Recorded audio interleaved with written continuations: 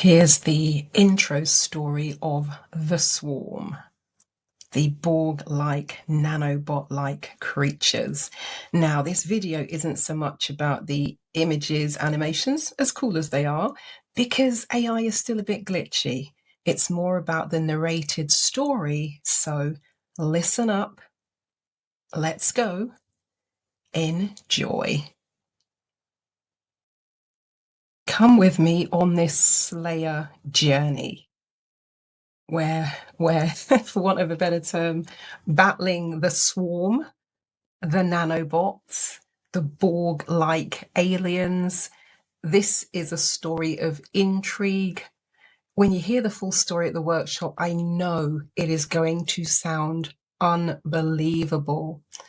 And then when you hear what I said in 2022, and then what Kate said 3 years later, in 2025, I'm pretty sure it will blow your mind.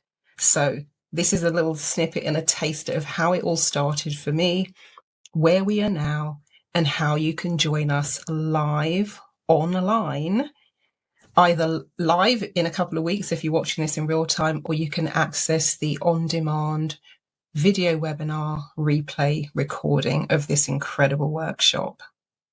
Okay, here we go. I remember the day well in February 2022. I was just about to start running, legging it, as we'd say, up the escalator because my train was going to be departing soon. And suddenly I just felt completely overwhelmed, just so weird. So I stepped out of the left lane, which for those of you who travel in London, it's the fast lane. So you stand on the right, and I stood to the side and just held on to the rubber railing as the escalator travelled up at London Euston. As I got to the top of the escalator, it was as though I was just overcome by it's going to sound really weird, but it was like a swarm of bees. If you imagine you're wearing a beekeeper's suit and you see the thing where the hive just vroom, comes at someone and covers them from head to toe, that is exactly what it felt like in terms of the way I described it. Well, I can't say that's exactly what it felt like because I've never been in a beekeeper's suit. But when I got home that day, I described it to my friend as I said, I called it the swarm. That's the best way I could describe what I felt in terms of this weird thing that just kind of cascaded through my body from head to toe, the swarm. And it was so weird. So I had this feeling of being covered by what I called the swarm. It was like a swarm of bees from head to toe, just kind of invading the body. And then it felt as though I was wearing a lead spacesuit.